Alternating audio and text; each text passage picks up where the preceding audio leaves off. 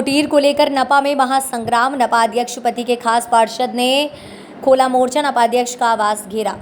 आपको बता दें कि सीएमओ पर लगाए धोखा देकर टैक्स रसीदें काटने का आरोप।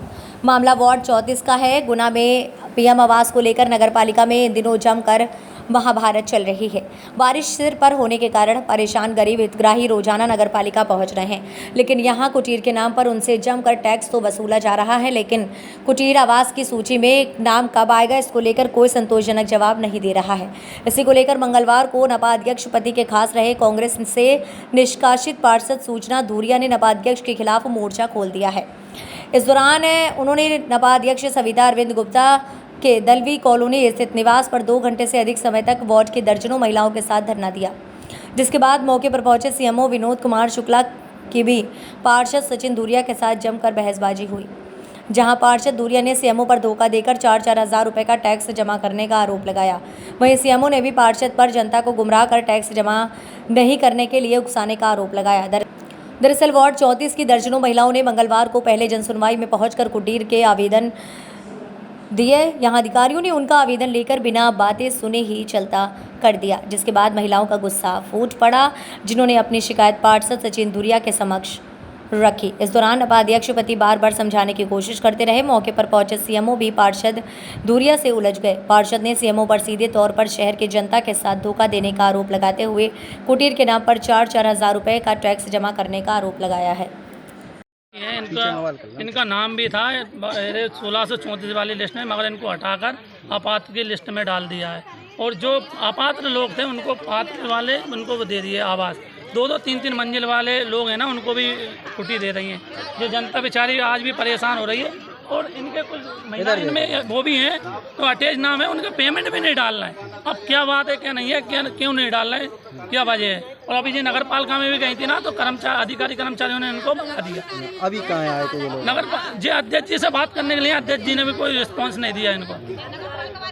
बात सही से बात भी नहीं करी। 2-2.5 घंटे हो गए हमारे को बैठे हुए, इनसे कोई भी बात नहीं करी। और कह रहे 3 बजे हम नगर पालिका जाएंगे, उधर बात करेंगे। तो अभी तक 3 से भी ज़्यादा टाइम हो रहा है। महिलाओं को क्या 3:30 बज रहे हैं। आप देख लो, महिलाओं की क्या मांग है? कुटी की मांग है साहब। जब पात्र महिलाएं जब है, आप तो इनका सर्वे करवा लो।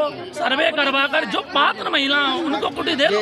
जो नहीं जो मेरे पार्टी की पार्टी मांग 34। देखो, इनमें सचिन भाई साहब की कोई कहीं से कहीं तक गलती नहीं है। कुटी के नाम से हमसे टेस्ट भरवाया था। हमारा पार्सल है, हमारा पार्सल लिख के नहीं देगा। हमारी मांग है हमारे टेस्ट वापस करें, टेस्ट वापस करें। और पिछले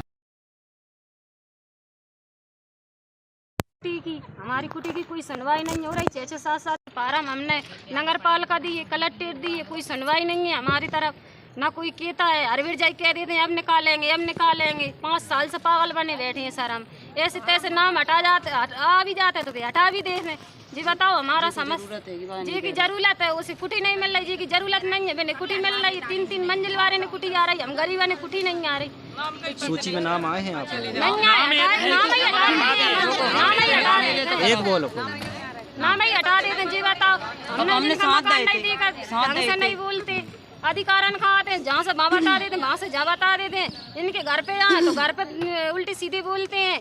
मेंबर साहब लाए, मैंने भी दादागिरी बता लगे। आप बताइए फिर हम क्या करें हैं?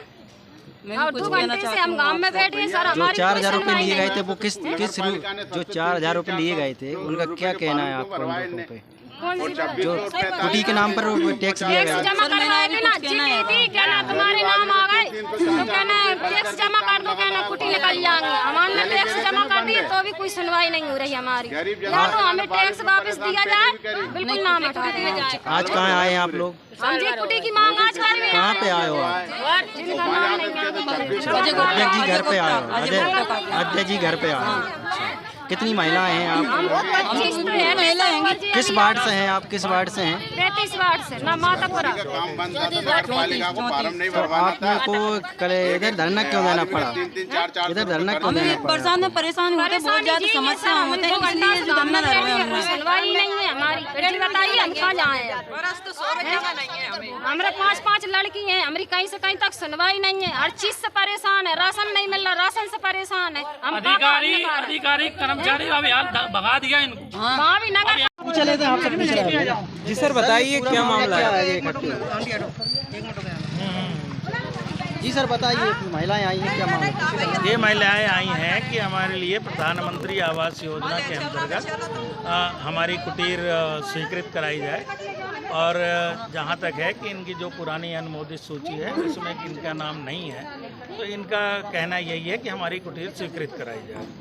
जो पहले एक शिविर लगाया गया था, हर वार्डों में लगाया था, तो उनसे पहले तो टैक्स कुटीर के नाम पे टैक्स जमा करवाया गया था।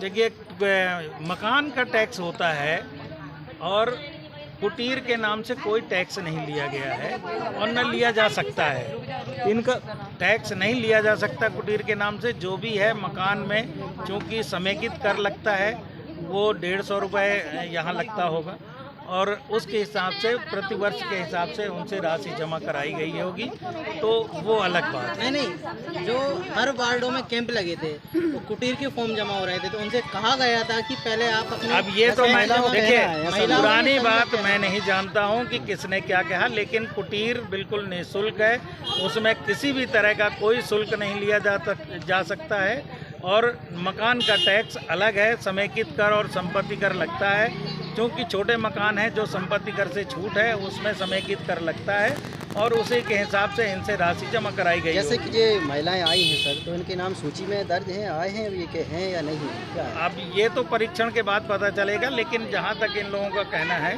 और बताया है कि इनका नाम अभी सूची में, अनुमोदित सूची में नहीं है। अभी ये धरने पे बैठी हैं, तो क्या आश्वासन? कहाँ धरने पर बैठी हैं? 2 घंटे तक बैठी रही है। ये तो सुबह कलेक्ट्रेट में भी गई थी, वहाँ भी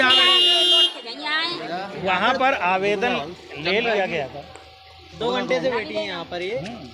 तो क्या आश्वासन क्या दिया आपके द्वारा? अब क्या निष्कर्ष निकलेगा? हम यही कर सकते हैं कि इनका आवेदन कलेक्ट्रेट में भी दिया था, कलेक्टर साहब को दिया था और यहाँ पर भी अगर आवेदन देते हैं तो हम लोग आवेदन लेकर और शासन को भेज देंगे कि इन पर विचार कर लिया जाए। हम दूसरी बात करें तो ये बारिश का भी जो मौसम चल रहा है, कॉलोनियों में पानी भरा हुआ है, निकलने के लिए रास्ता नहीं है, तो क्या गुना की जनता परेशान है, तो क्या कर रही है? देखिए, हम तो पोकलैन, जेसीबी और मैनुअल सभी तरह से सफाई करा रहे हैं। नालों नालियों की सफाई हो रही है।